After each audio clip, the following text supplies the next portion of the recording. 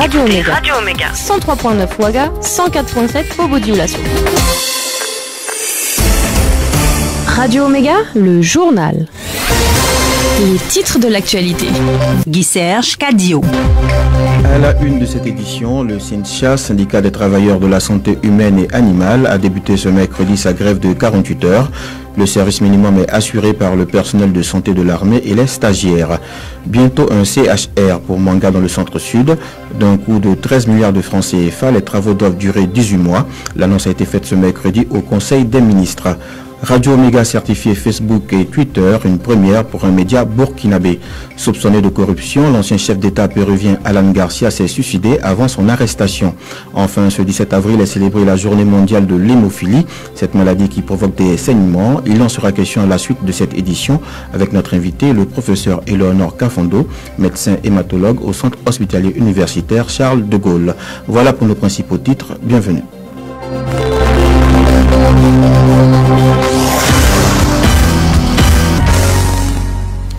Comme il l'avait annoncé, le SYNCHA, syndicat des travailleurs de la santé humaine et animale, a débuté ce mercredi sa grève de 48 heures. Ils étaient une centaine de travailleurs à se retrouver dans la matinée à la Bourse du Travail pour dénoncer leurs conditions de travail. Le compte rendu est signé Marina Traoré.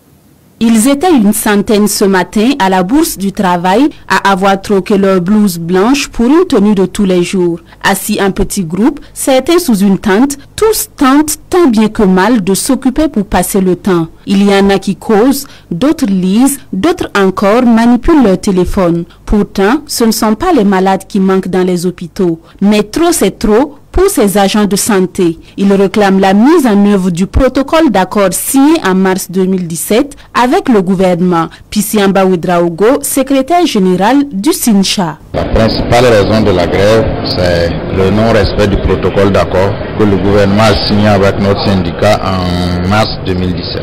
Ce protocole d'accord porte sur un certain nombre d'engagements du gouvernement relatifs aux conditions de travail, aux questions de carrière et de rémunération salariale et indemnitaire, les mesures d'accompagnement de la gratuité, des relectures de textes qui devaient être faits et qui jusqu'à présent ne sont pas faits. Malgré cette grève, les membres du SYNCHA disent être toujours ouverts au dialogue. Le principe même d'une grève, c'est pour chercher le dialogue.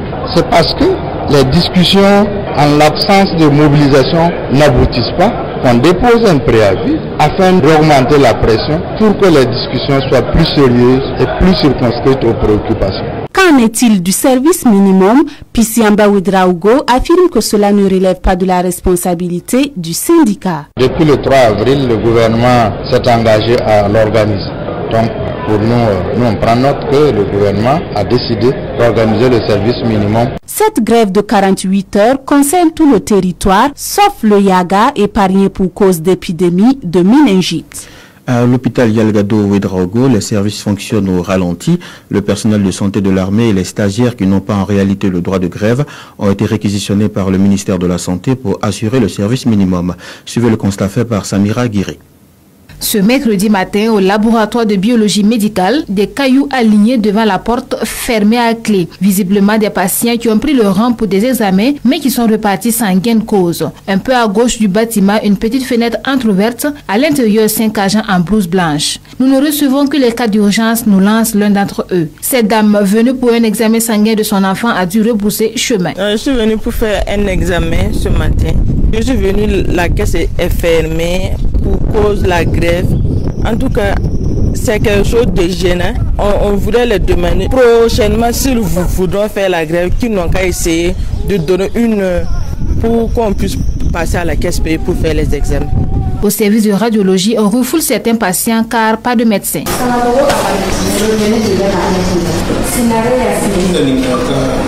Oui, je sais, c'est pour aujourd'hui. Il y a la grève et les papiers ne sont pas venus.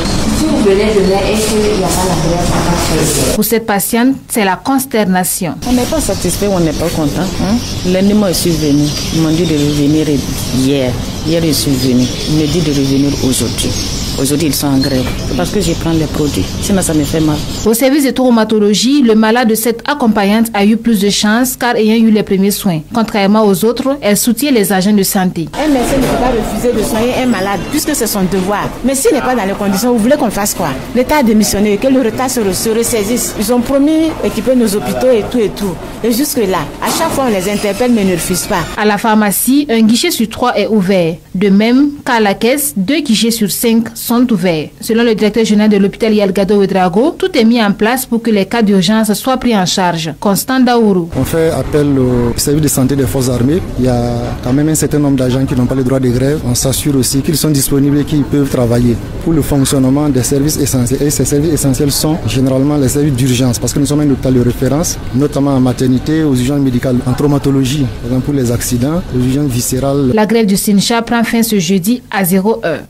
À Koudougou, le mouvement est bien suivi. Les CSPS sont fermés. Au CHR, la direction a pris des dispositions pour assurer le service minimum au sein de l'hôpital pendant que les militants du SINCHA étaient au piquet de grève. Sabouna Ouedraogo nous fait le point. Au CHR de Koudougou, un personnel médical offre les soins d'urgence aux malades qui y sont internés. Ces derniers sont des agents de santé vacataires qui ont été recrutés par le directeur du CHR de Koudougou pour assurer le service minimum. Suleiman Oubian, directeur général du CHR. Dans tous les services de l'hôpital, il y a des agents de santé qui sont en train de travailler. Et Dieu merci, à la maternité, vous avez constaté même qu'il y avait 2 femmes qui viennent d'accoucher. Le service minimum est assuré par une organisation interne du CHR. Les responsables de cet hôpital estiment que les populations ne doivent pas être les victimes de ce conflit entre le syndicat et le gouvernement. Il est inadmissible qu'il puisse avoir une grève sans service minimum. Ce n'est pas la population qui doit payer ce qui est en train d'arriver. Côté syndicat, on estime le taux de participation à cette grève à près de 99%, même si on reconnaît avoir abandonné les malades. Une situation que le syndicat impute au gouvernement. Amoro Sanou, secrétaire général du SINCHA Boulkemde. Quand nous nous satisfaisons de la mobilisation, le remords est qu'effectivement nous avons laissé aussi nos patients sans soins. Cette responsabilité, je ne pense pas que ça soit de notre ressort. Là, un préavis de plus de 3 semaines et il n'y a pas eu de réaction. Je pense que c'est le seul regret. Sabouna Ouedraogo, Koudougou, Radio Omega. Concernant cette grève du SINCHA, le gouvernement rassure justement que le service minimum a été assuré et que le dialogue n'est pas rompu avec les syndicats. Écoutez le ministre de la Santé, professeur Claudine Louguet, à la sortie du Conseil des ministres de ce jour au micro de Lamine Traoré. Nous voulons rassurer tout le monde que c'est vrai, la grève a eu lieu, mais le service minimum est assuré. Les populations peuvent aller dans les formations sanitaires. Le service minimum est assuré un peu partout. Dans certains endroits, organisés de concert avec le syndicat. Dans d'autres endroits, organisés avec les services techniques du ministère de la Santé.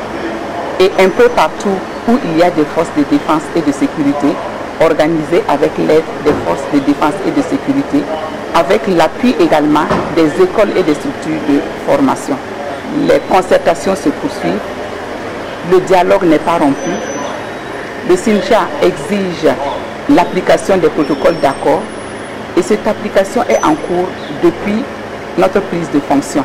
Il y a certains points qui nécessitent une adaptation avec les textes réglementaires, mais le gouvernement n'a jamais arrêté de mettre en application les promesses qu'il a faites au niveau des partenaires sociaux. Et bientôt un CHR pour Mangal dans le centre-sud. L'annonce a été faite ce mercredi au Conseil des ministres d'un coût de 13 milliards de francs CFA. Les travaux doivent durer 18 mois. Rémi Dandinou, porte-parole du gouvernement, est au micro de Lamine Traoré. Il faut savoir que dans l'organigramme du ministère, donc, toutes les régions doivent être dotées d'un centre hospitalier. Nous avons actuellement 2 régions qui n'en avaient pas. C'est le centre-sud et le plateau central. Et donc cet appel d'offres permet à hauteur d'environ 13 milliards de francs CFA de doter donc la région du centre-sud avec comme chef le Manga de son centre hospitalier régional. La durée, le délai d'exécution c'est de 18 mois. C'est financé donc à hauteur de 13 milliards, j'ai dit, 40% par le fonds coïtien, 40% par le fonds saoudien et 20% par l'État burkinabé. On connaît le thème de la célébration du 11 décembre 2019 à Tinkodogo. Il a été adopté au Conseil des ministres. Il est ainsi libellé 100 ans de la création du Burkina Faso, devoir de mémoire et engagement patriotique en vue de la consolidation de l'État-nation. Je vous le disais en titre, Radio Omega est certifié Facebook et Twitter et c'est une première pour un média burkinabé. Pour en parler, je reçois maintenant Yacinthe Sanou, directeur des rédactions de Radio Omega. Bonsoir Yacinthe. Bonsoir Guissèche. Que comprendre par ces certifications? Alors tout simplement Guissèche, l'ère est aux authentifications au Burkina et la page Facebook de Radio Omega est désormais donc bien authentique et authentifiée. Après le compte Twitter donc certifié depuis octobre 2017, c'est désormais cette page Facebook de Radio Omega. C'est la plateforme donc Facebook qui bénéficie du badge bleu de certification depuis ce jour 17 avril 2019. Ce badge bleu que les uns et les autres pourront voir donc sur la page Facebook de Radio Omega permet de savoir déjà aux personnes donc qui la visitent que cette page est un profil d'intérêt public et est authentique. C'est-à-dire donc qu'elle appartient donc à l'agence média qui l'anime. Elle appartient bel et bien à l'agence média qui l'anime. Alors pour être admissible à ce badge, il y a un certain nombre de facteurs donc sur lesquels repose l'admissibilité. Il s'agit de l'exhaustivité du compte, le respect de la politique et de l'intérêt public. Et pour ce qui est particulièrement de Radio Omega, il y a certains donc caps de vérification approfondie, notamment de l'appartenance de la page aux médias lui-même. Et pour tout dire, nous avons dû passer par certaines vérifications, notamment au niveau des services de la Direction générale de la police nationale, et également de la qualité des informations distillées. Alors, en plein printemps des fake news sur les réseaux sociaux, ce badge permet donc aux usagers Facebook de vérifier et de se référer à un compte certifié de médias pour avoir l'info en temps réel, comme on le dit. Radio Omega, premier média burkinabé certifié Twitter et Facebook. J'ai envie de demander quelle peut être la suite. Quel est le prochain objectif? Alors déjà, la suite, c'est que désormais, Radio Omega FM officiel devient Radio Omega sur Facebook avec le badge bleu. Plus besoin donc de la mention officielle pour certifier que la page appartient à Radio Omega. Donc pour accéder à la page, il faut tout simplement taper Radio Omega pour accéder à la page Facebook. Et vous l'avez dit, nous avons une place de leader en matière de multimédia au Burkina Faso que nous comptons donc maintenir. Et dans la suite, c'est de conforter déjà nos deux nouvelles plateformes. Il s'agit d'Instagram et de YouTube, que les deux plateformes à laquelle donc auxquelles les uns et les autres pourront s'abonner, mais également de consolider les plateformes existantes, notamment Facebook avec nos 597 000 abonnés. Nous sommes la page média la plus suivie au Burkina. Et Twitter avec près de 75 930 abonnés. Donc il s'agit donc d'aller plus de l'avant avec ces différents abonnés. Nous avons également nos plateformes SMS qui comptent aujourd'hui plus de 70 200 donc abonnés sur les 3 réseaux nationaux. Et je profite donc annoncer l'ouverture sur le réseau ivoirien Move de ce volet SMS donc de Radio Omega. Donc les auditeurs de la Côte d'Ivoire pourront donc qui sont sur le réseau Move pourront donc avoir les alertes SMS Radio Omega. Il y a aussi nos applications Android et iOS qui sont donc de nature à évoluer, à s'intégrer à l'ère du temps. Vous savez qu'il y a certaines demandes au quotidien donc de ces applications là, et nous avons donc une nouvelle version de ces applications là qui est actuellement en ligne de compte. Alors dernier et principal objectif, c'est l'événementiel. Bientôt, Omega célébrera ses 5 ans sur donc les réseaux sociaux, sur la plateforme web, et cela donc sera grâce à un événementiel qui est dans le starting block de la division communication, et à l'occasion on présentera le tout nouveau visage du site web www.omegabf.net sur lequel beaucoup nous écoutent actuellement à Guissèche Kadio. Merci Yacinthe Sanou pour cette longue présentation. Les organisateurs de Koundé étaient de nouveau face à la presse ce mercredi matin à Ouagadougou. Objectif, présenter les articulations et le plateau artistique de la soirée des Koundé 2019. Dîner, prestations d'artistes, défilé de mode, remise de trophées vont constituer les étapes de l'événement. Suivez le reportage de Denis Zongrana et Fabiola Ouedraogo. À quelques jours de la soirée des Koundé 2019, le comité d'organisation se dit prêt pour le grand soir. La playlist artistique est composée d'artistes nationaux de la nouvelle génération et à l'international des artistes venus d'un peu partout de l'Afrique avec une forte délégation de la Côte d'Ivoire. Papi Zongo, commissaire à la direction artistique des Koundé. Et les artistes qui vont venir du côté de la Côte d'Ivoire, il y a une forte délégation qui vient. Kifnobit, Kérosène, Magic Diesel, Okigol, du côté du Burkina Faso, toute la nouvelle génération de ceux qui ont élargi depuis 2018. Côté de Madagascar, Freddy de Mayunga, côté Afrique centrale, Roga et puis Kirikanta du Bénin. Compte tenu du contexte sécuritaire, Salfo Soré, alias Japres, le commissaire général de l'événement, demande aux invités d'être au Palais des Sports Tom. Pour la sécurité, on va dire peut-être au grand public de venir à ce pour faciliter le travail de FBS, parce qu'on veut que le dîner se passe entre 20h et 21h. Et après, on a pu servir le dîner, de sorte à ce qu'on facilite le travail de retransmission en direct de cette cérémonie et la fête devrait être très belle. La soirée des Koundé se tiendra le vendredi 26 avril prochain au Palais des Sports de Ouaga 2000. Les tickets d'entrée s'élèvent à 50 000 francs CFA. Ils seront disponibles dès vendredi prochain au siège de Koundé situé à la cité N2 à Ouagadougou. Les 3 nominés pour le Koundé d'or cette année sont Flobi, Nabaloum et Maï Lengani.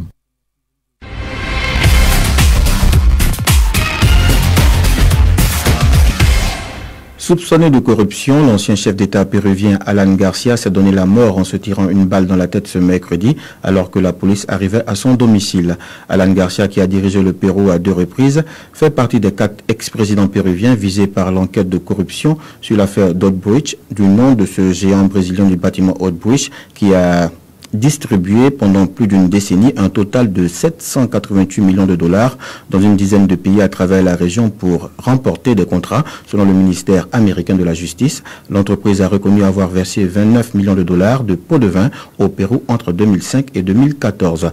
Et c'est avec la page internationale que nous refermons cette édition mise en onde par Bourima Maïga. Dans un instant, l'espoir et notre page invité. Très bonne suite de programmes sur nos antennes.